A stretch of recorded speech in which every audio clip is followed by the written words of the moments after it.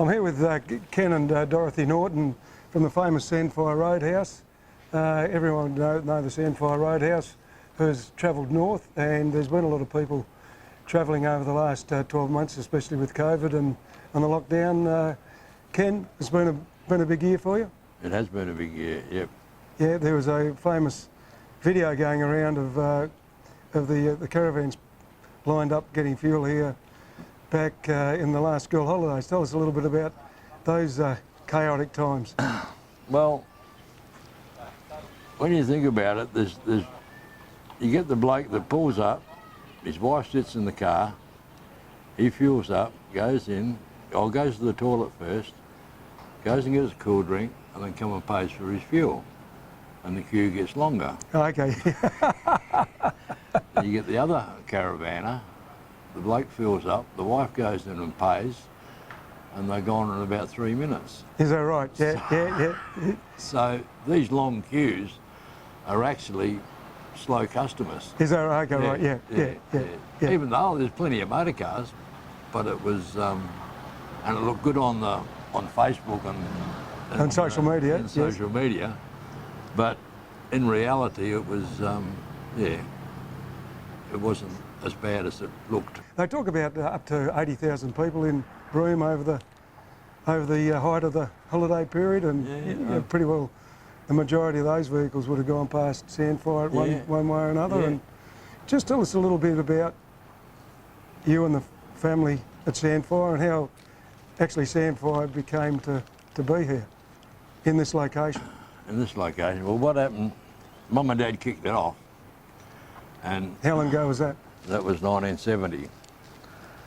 But when they realigned the road off the coast in the 60s, Dad worked on the realignment, and he kind of saw the opportunity for a roadhouse. Is that right? Yeah. And originally he wanted to go down to the Wallal Toon, and they knocked him back on that idea, and they wanted him roughly halfway. Okay. Well, roughly halfway is halfway across the marsh, on the Sandfire Marsh, you see. Okay. He picked this spot because of the surface water and the gravel pit behind us. Okay, right. And it's been on a bit of a ridge, so there'd be no flooding or whatever, so yeah, well picked. And, the bitumen went through 1982, but it really cranked up for us in the late 80s when the Halls Creek Fitzroy Road got completed. Okay, yeah. That's when the influx really started. Yeah, right. Okay, yeah. So as far as fuel coming in here, you get 2 or 3 or 4 drops a week of fuel. I would assume it all comes out of. Where does that come out of? Coming out of Broome. Comes out of Broome. Yeah. Okay. Yeah. Oh no, actually the Broome truck, but he goes down and picks it up in Hedland and comes back past us. So no, okay, it comes out of Hedland. Yeah. So Ken, just tell me a little bit about your family. Obviously your dad started this off, and how old were you when that happened? I was 18. You were 18, and you pretty well came back in and started with him, or? Well, the first 10 years between him sacking me and me pulling the pin, she was a little bit volatile there for the first 10 years. Is that right? Well, I suppose I come back in 1980. Okay, yeah. And I've been here ever since. Ever since, okay, yeah. So, Yeah, good. But,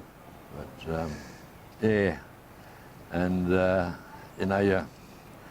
you get my kids, a couple of them, well, the youngest one, she wanted to come back and give us a hand to run the place, but, even though my 3 kids were brought up here, I don't think it really leads to a family life. Okay, yeah. So I declined the offer. Yeah, okay, yeah. So, Yeah, good. But, ideally roadhouses are suited for someone in their late 40s, early 50s. They go in and do their 18 hours a day, employ on a shoestring, and then go and buy a news agency and put their feet up. Okay, there we go. So there must be a couple of highlights over this time.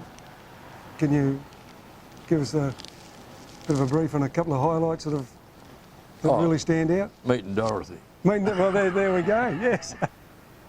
I suppose, well, the most recent highlight, I suppose, would be this, the Cattle Cup, Yeah, okay, yep. you know. And you get some people, they insist on paying for the magic dollar, but then again, it's nice to give back to the community. Yeah, right, yes, You know, yep. and so yeah, it's you know, all businesses, you know, are supposed to run at a profit. Yeah, And but then again, it's nice to I suppose, sponsor an event. yeah, well and truly, yeah. For those people that don't know, the Kimberley Pilbara Cattlemen's Association is running the livestock challenge right here today at Sandfire Roadhouse. Sandfire have got a big set of yards over the back. Ken, they were built quite a while ago for rodeos, is that right? No, No? no, not rodeos. Originally, they were built for gymkhanas. Okay, My, well, all three of my girls are keen on horses. The middle one, Jessica, she's a fanatic, still is. okay, yeah. And we were up at the Derby Rodeo in 1990, and they having breakaway roping and barrels and all the rest of it. And I said to Jack, I says, we should have one of these. Hey, yeah, okay, yeah. And went from there. Is that right? Okay, yeah, yeah. Yeah, and we used to have 3 gymkhanas a year on the last weekend of the school holidays. And Broome, a few people from Broome, big mob of people from Hedland, and the stations, they'd all come in. And then on the middle school holidays, we used to have a short course camp draft and team penning. Okay, yeah. Yeah, good. And, you know, people would, all the gung-ho ringers, all the rough stock riders and your broncs and all the rest of that you wouldn't see them near a horse in town, they'd all bring their neddies in and do all just their stock horses and do their uphill and buckets and Okay, yeah, western bendings and all the rest Is of that it. right? Okay. And the Yarry mob, they had a particular stallion over there.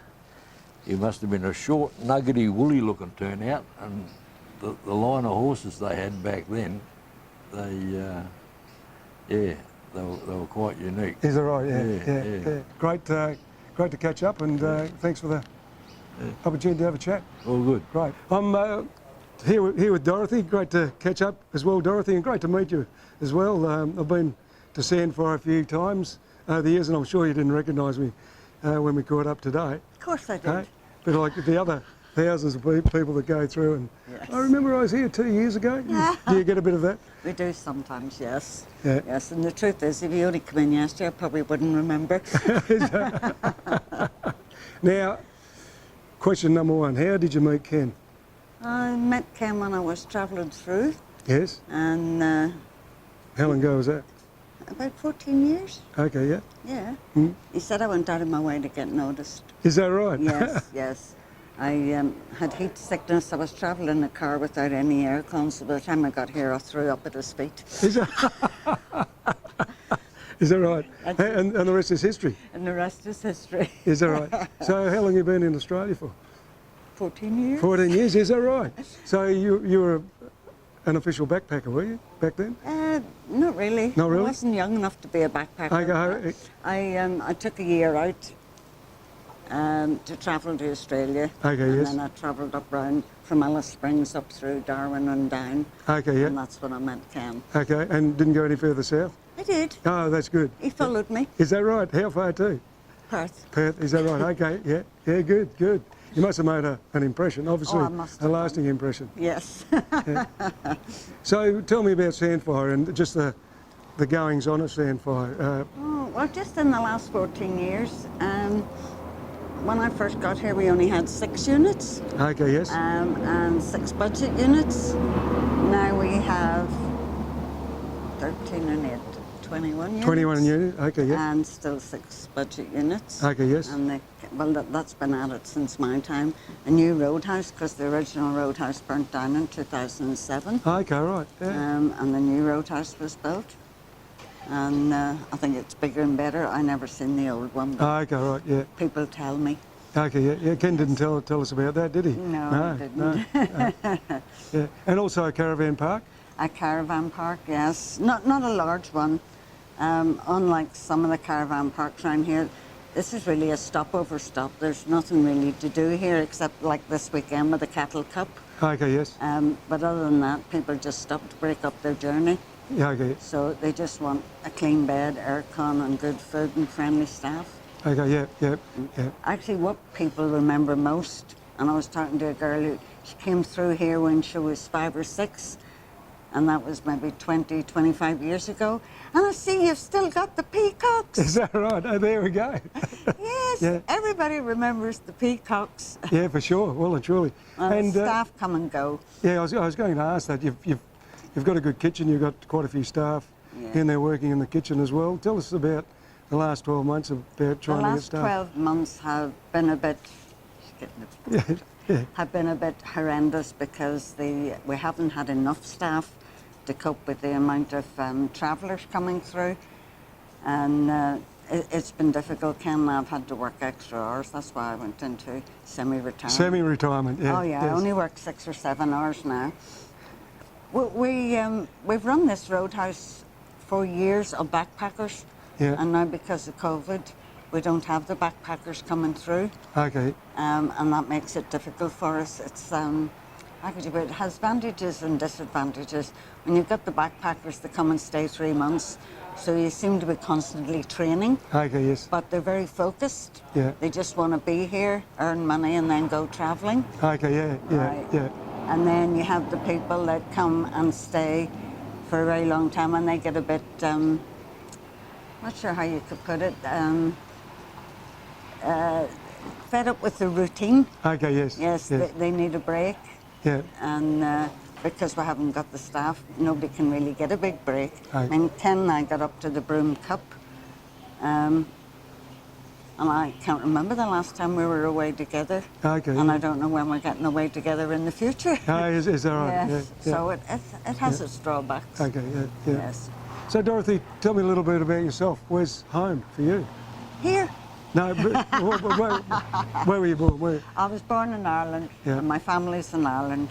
Okay. And I have 3 daughters and a son and 6 grandchildren, and they're all in Ireland. Is that right? And I Yeah. can't get to see them No, because no. of COVID. But before COVID, you would travel Before back? COVID, I travelled back once or twice a year, Okay, yeah, yeah. because that's where the family are. I mean, I didn't come out to Australia with the intentions of staying. Okay, I still have my car, my house, my family. Yeah. It's just to keep them on his toes. is that right? I had no intentions of staying. Is that right? No, I met Ken and I thought, oh, well, I've no ties. The children had all left home. I mean, they're not children. The youngest is nearly 40. And they all had their own lives and I was on my own. So I thought, oh, well, I'll have a fling. Okay, yeah. So after my year was up, I left and Ken arrived in Ireland. Is so that right? I decided to come back. And the rest is history. He's a good man. Oh, good, good. Obviously he is. Very yeah, good. Yeah, yeah. And the temperature, a little bit different here than Ireland? I like the heat. Do you? I can't handle the cold. Okay, yeah. I yeah. get very cross in the cold. I'm good with the heat. Is that right? Good. Yes. Good. No problem with the heat. This is paradise. Is that right? Wonderful. Dorothy, thanks very much. Great to meet you again, and all the best in the future. Thank you. Right. Thank you.